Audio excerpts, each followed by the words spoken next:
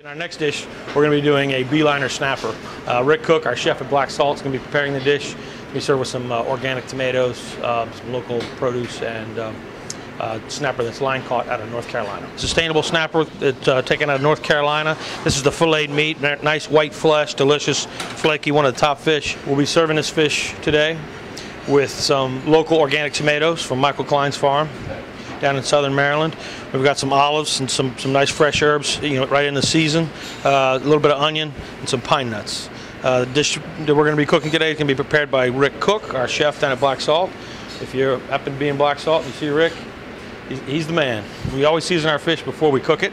The skin of this fish has been scored. Run the knife along the backside of the fillet right through the skin. And those score marks will allow that skin to contract and pull and not pull off of the flesh. And you want to cook your fillets with the skin on whenever possible.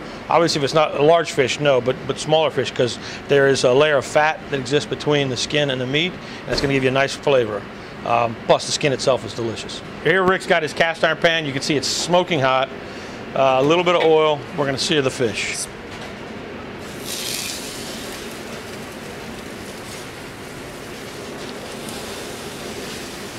Again, Rick's trying to keep that skin as flat as possible. We're trying to get a nice golden brown color on the skin. Everything's better with a little bit more olive oil.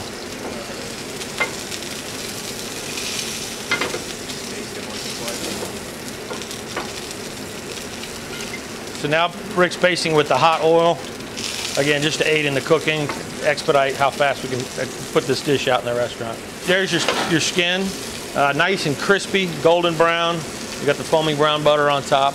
This is going to be one very delicious piece of fish. So we got to sweat our onions and garlic out. If you don't sweat garlic properly, people tell you, oh, I don't like garlic, the flavor of garlic is too strong. It usually means they haven't sweated it out properly. Again, these are some tomatoes from a local farm. We've got some herbs from the exact same farm, Michael Klein, Good Fortune Farm. One of many local farmers that we try and support in this area. And now this whole thing will go in the oven. Let the fish finish about 2 minutes. The fish is fairly close at this point in time. Now that our fish is cooked, we're going to go ahead and finish the dish. As is the case with most cooking, you want to balance your flavors out with a little bit of acid, which in this case we're going to use sherry vinegar. We're going to hand tear some basil because so the basil leaves don't get bruised. We'll put our pre-toasted pine nuts in. Okay, so now we've got our base, our sauce, and our plate. Lovely organic tomatoes, basil obviously work very well together. Pine nuts, very natural accompaniment. Like I said, a little bit of acidity from our vinegar.